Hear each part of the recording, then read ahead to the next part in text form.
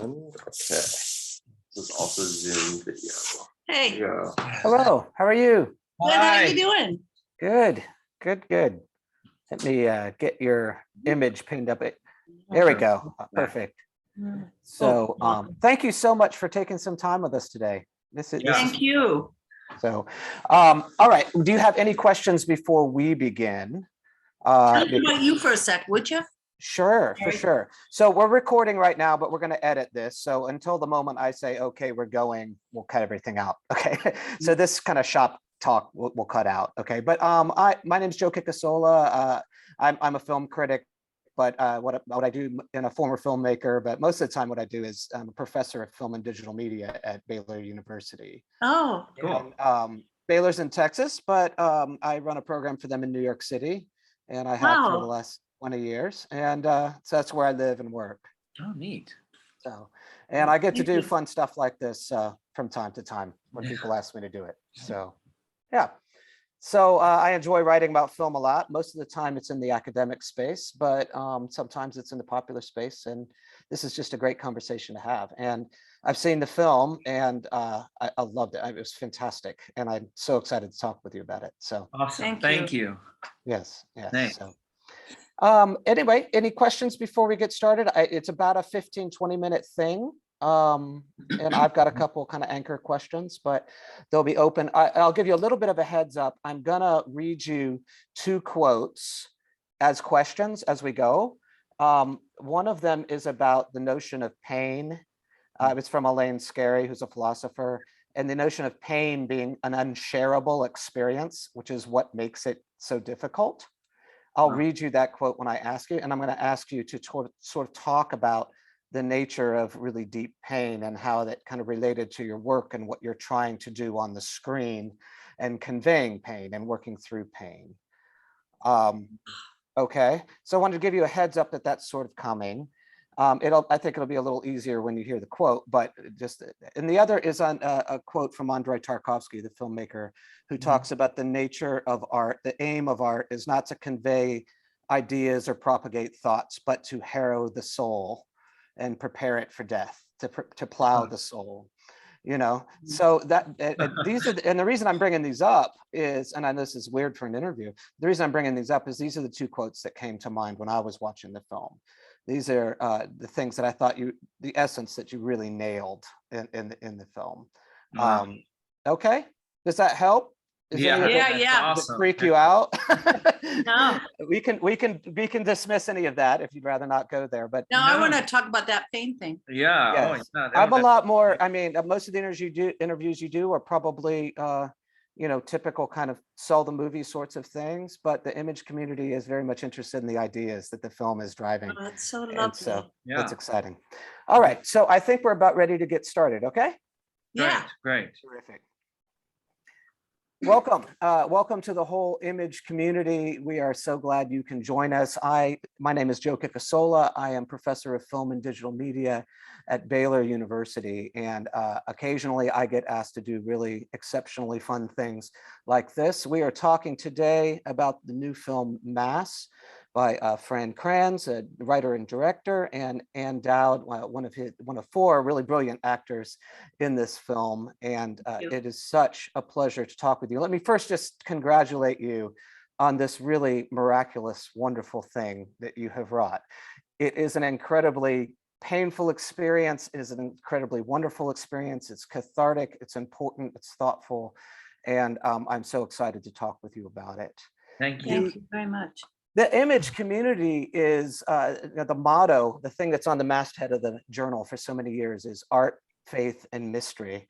And I think all 3 of those things are very, very present in your film and at multiple levels. And this conversation, we can take it in any direction that you'd like to take, but I have some anchor questions for you.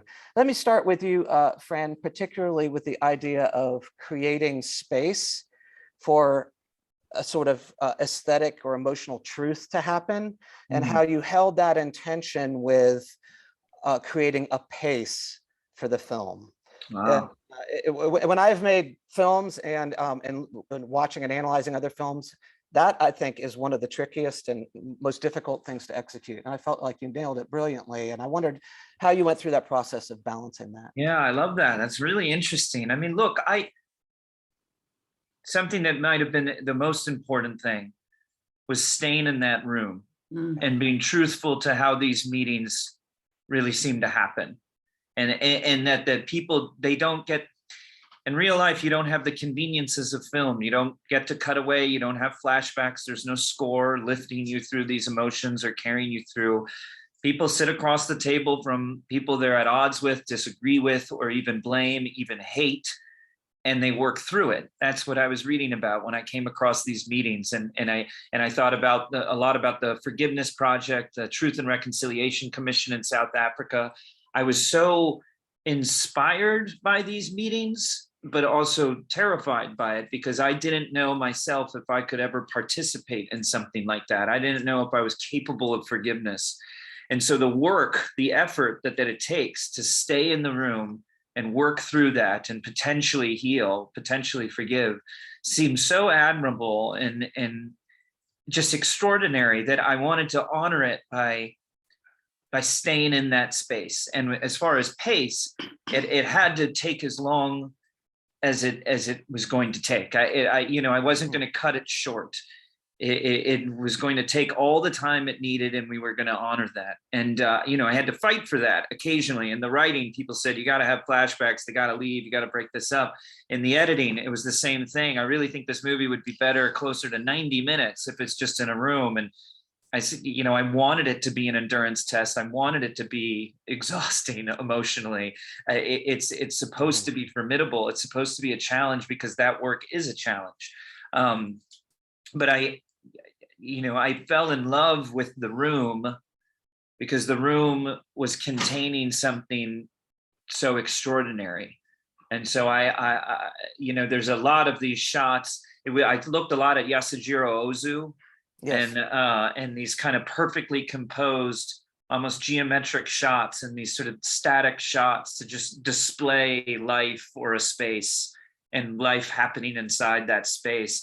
So there's something they call the tatami shot, because it's as if you're sitting on a tatami mat, sitting on the ground, and as they might have tea or a meal. And so the first shot of the room, there are these sort of references to Ozu's tatami shot, where we're just showing you, this is where this is going to happen.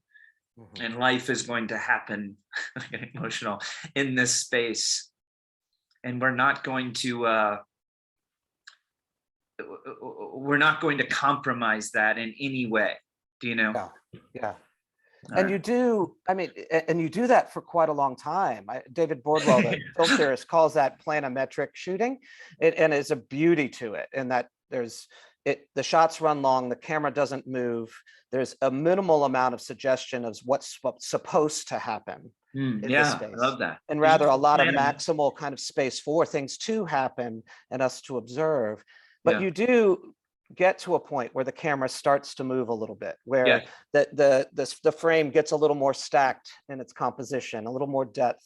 And so how did you make those choices when you decided to make that shift? Because that has to be planned, right? That has to be calculated. Yes, of course. And I knew, look, I did think it was going to be an endurance test. And so I wanted to start off easy, sort of. Right. We're just going to be wide and still. I reserved the very first close-up for when we introduced Gail, the mother. And this story is about grief, and here is the mother grieving and waiting for that, that we don't need to be tight until we really get at the heart of what is happening here. And then the camera work in the room, I could go on about it forever probably, but it was really just to sort of follow or parallel and mirror the emotional journey of the characters. It deteriorates as they get more frustrated, more emotional. As they start searching for answers a little more actively, we introduce some movement. Eventually, we switch from spherical lenses to anamorphic lenses to suggest the perspective shift of loss, that when tragedy strikes or when you lose someone close to you, you never really see the world the same way. And so there was a perspective shift that we wanted to show to sort of illustrate that. Wow, that's so great. And you really do feel that. And those sorts of shots are so important to the storytelling, but they make certain demands on the actor, right? And I did want to ask you, about this kind of endurance competition. It takes so much, it requires so much of you. But let me read you a quote first, and maybe you can unfold your comments on your performance and your character within this quote. This is from Elaine Scarry, who is a philosopher, and she wrote a book on pain. And she said, whatever pain achieves, it achieves in part through its unshareability. It ensures this unshareability through its resistance to language. Physical pain does not simply resist language, but it actually destroys it. It bringing about an immediate reversion to this state that's anterior to language, previous to language, to the sound and cries a human being makes before language is learned.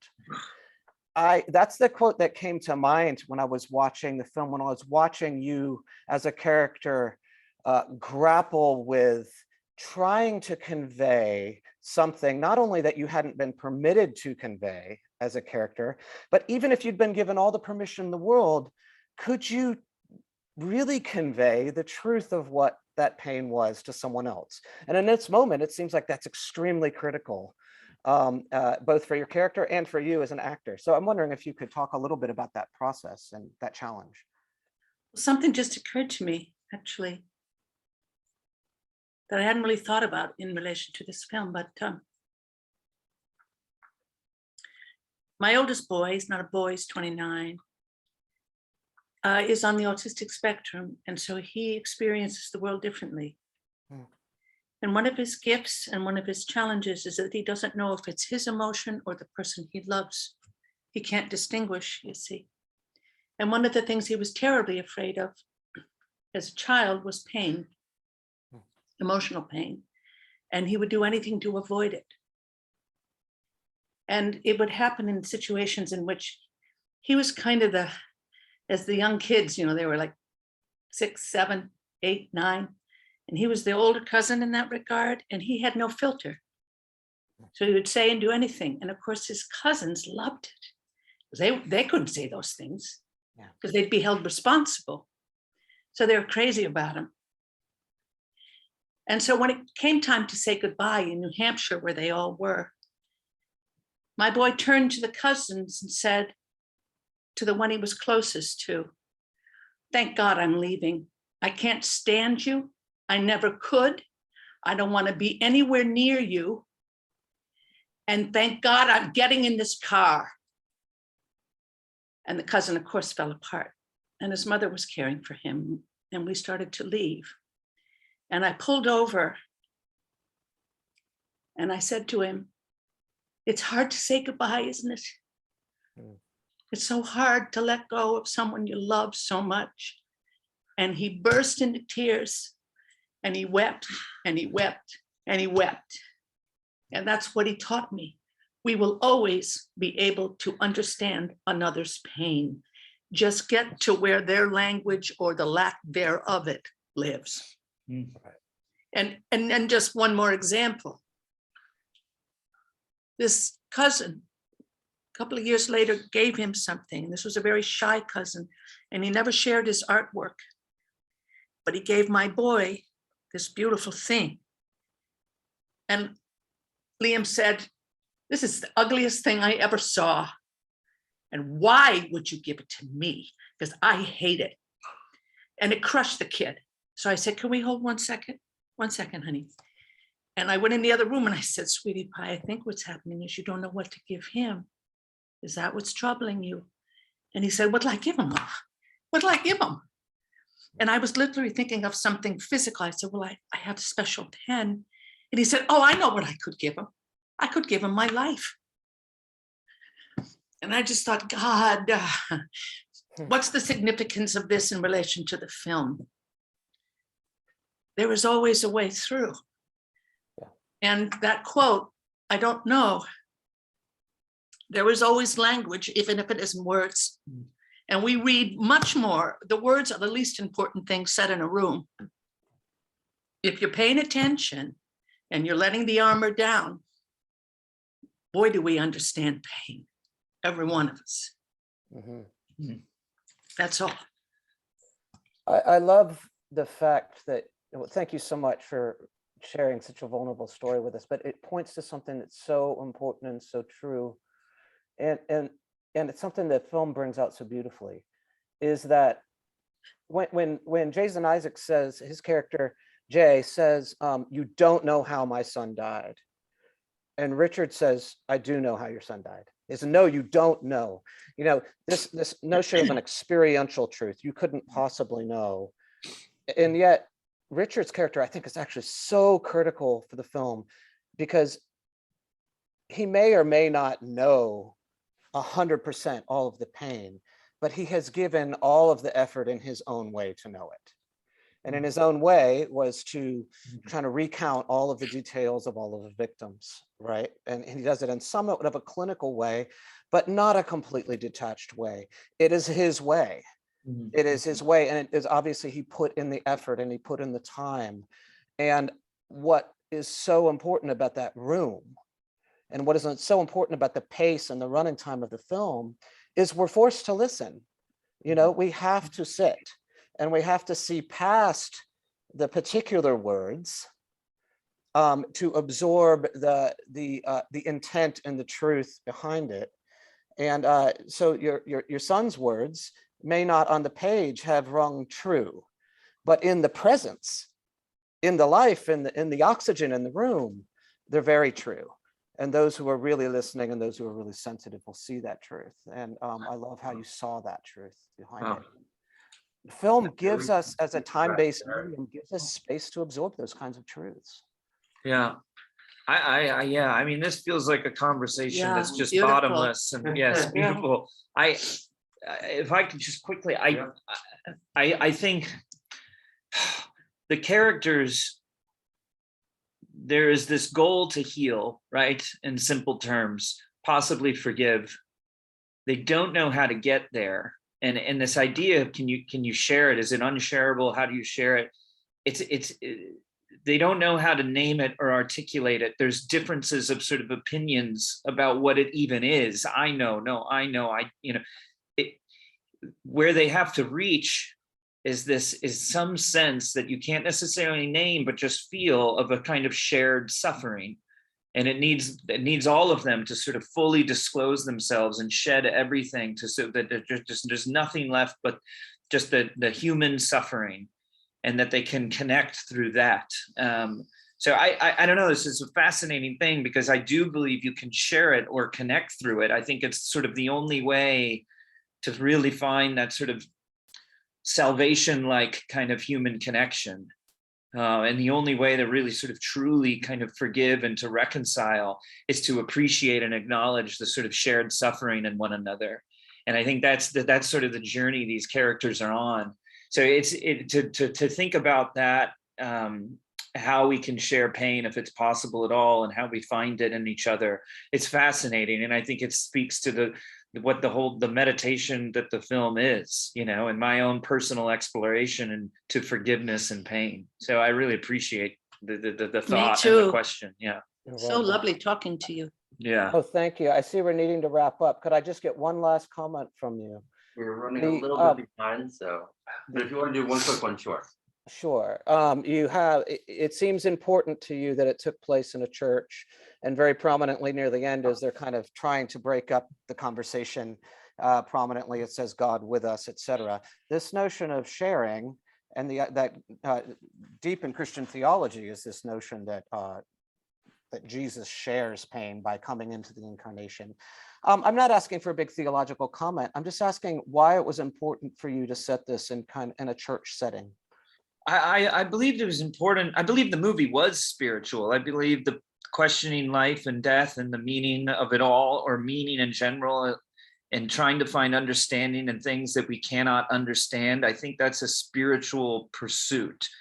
So I needed the film and I needed the story to take place in a spiritual place. My background happens to sort of be, a church. I was raised Catholic. I'm not religious. I'm not a practicing Catholic or Christian now, but I needed a spiritual place. And so that was where I was familiar. If I was Jewish, it might've been in a temple, and so on. But I thought something would be lost if we put this in a home or a community center. Mm-hmm. But what happens, the work is in the parish hall. It's a secular place. and it's between human beings working through their problems. But God, or the spirituality, is sort of around the corner. You know, if it's there, Or up the stairs, right? or up the stairs. So Right. it is there if you choose to see it or become available to it. If that makes sense. Thank you so much for your time and for this really beautiful work of art. I hope it finds an audience far and wide, but it certainly moved me to tears on more than one occasion. It was a beautiful thing you've created and shared with us. Thank you. Thank you so much. All right. Thank you. Take care. Well. Beautiful. Wow. You all right? Yeah, are you?